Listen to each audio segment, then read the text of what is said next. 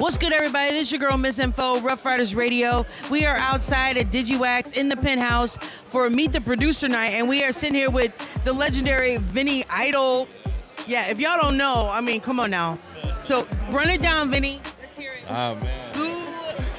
The whole D block, the whole locks, NIMS. I mean, the list goes on. I could keep going.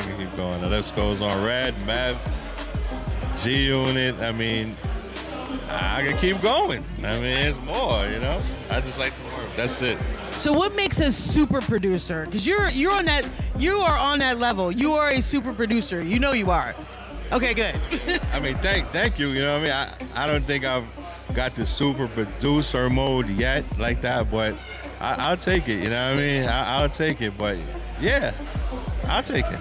So what does it feel like to work with those top tier type artists and then to just hear your music and people loving it and know that you produced it? So how does that feel? It's like a high, you know. It's a very high. Like I guess the first time I heard myself on the radio, I couldn't really believe it. You know, it was kind of hype. So it's like it's just a feeling you get. You know, my hands, you know, my arms. I get all type of, you know, just feelings. You know what I mean? It's a good feeling just to see yo, that's actually my music being out there. So it's heavy. It's heavy for me. So who is your favorite artist to work with? See, you're gonna get me in trouble. I can't, because I got relationships with so many. Everybody I work with, I got that VINNY Idol tag is my favorite. Okay, what about your favorite song? Everything I do. You're like, I ain't saying it. Everything I do. I love them.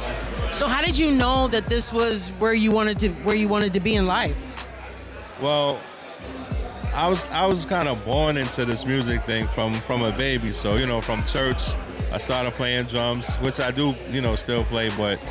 And I have family that was already into the music. My cousin was a big producer, Davey DMX. He did Run DMC, a lot of records. So I just took a liking to it, you know. Always had a drum machine growing up. Always had a sampler. Always got records. That's what I wanted for Christmas, was a Casio with the sampler thing on it. Yeah, that's all I wanted. So I was like, this is it, you know? When I got the first check, then I was like, all right. Yeah, mom, I can shut mom and pops out now. All right. Yeah. So what was the first song where you knew that, what was the first song that took off, that you knew this was it? Like, this is gonna be it for me? Well, the first song would be probably the Locks. It was on K-Slade. And that was on Columbia too, so it was called Street Sweeper. When I heard that, I was like, oh nah, this is it. And it kept getting ran back on the radio and shows, and I was like, yo, I heard it on Clue, I got hyped. And I was like, oh nah, we out of here. And ever since then, I just, you know, been rocking. Yeah, it's been up. So what are you working on currently? Man, kind of everything. Like what not I'm working on. I mean, I kind of do everything, man. I mix and master. I got my own studio. I got a cleaning business. I got a concierge business. We got, you know, we work with the youth, got a basketball program. I mean, there's a lot going on, you know, besides doing the production thing. You know, I'm just trying to get in where I'm fitting.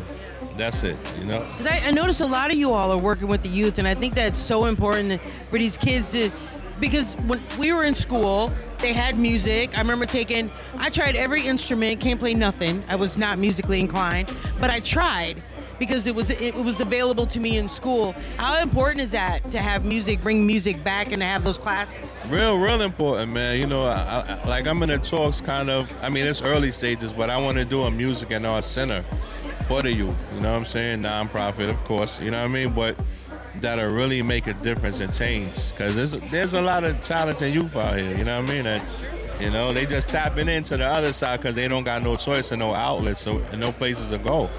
So we just got to make that for them, you know? So that's what I want to do, a school for music and arts for the kids, you know, for them to come through. There's a lot of young producers coming up. So who are some of the young producers that you have on your radar? Man, this is a tough one because there's a lot of them that's making noise, man. Because I also listen on YouTube, because I also do sessions. So when I'm loading, I got different producers. I'm like, these guys is alright, man.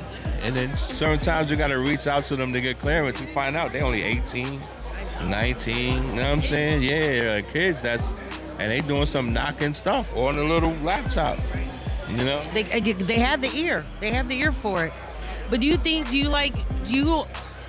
that the new artists should still also like still go back and sample some of those old beats? How important is that? Yeah, but it's kind of like I have the conversation about this all the time, and I'm like, a lot of people got to keep in mind what we were sampling was our 20, 30 years back. The new youth, what they're sampling is their 20 and 30 years back.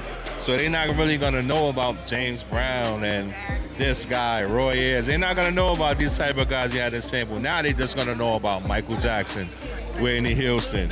Yeah, and that's like really totally going old school for them, you know? So, yeah, so. 20 years back is only like 5. Yeah, but that's still like, woo, for them, like, man, that's old enough. So that's why a lot of the music now, like remakes and the stuff we love. So that's why I like the Sonics now.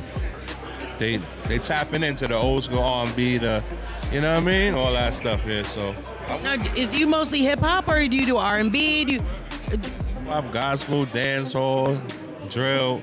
I tap in it all. I'm a real musician. So are you tapping into the Latin genre? Yeah, but jeez, me and my man BL the Hookslayer, he got one coming out. He works with a lot of them artists, so I do a lot of the production. He write down the words, and you know, we work like that. Thank you. I want to thank you so much for sitting down and chopping it up with us and coming through for producer night. Because a lot of people don't get to hear from you guys. You guys are, which I'm sure you're okay with, being quiet, being tucked away, making the coin. Back, yep, tucked in the basement. That's it. Yep. Shout out, let everybody know where they can find you. They can work with you. So let everybody know. The Real Vinny Idol on everything, man. The Real Vinny Idol on Instagram, TikTok, Facebook.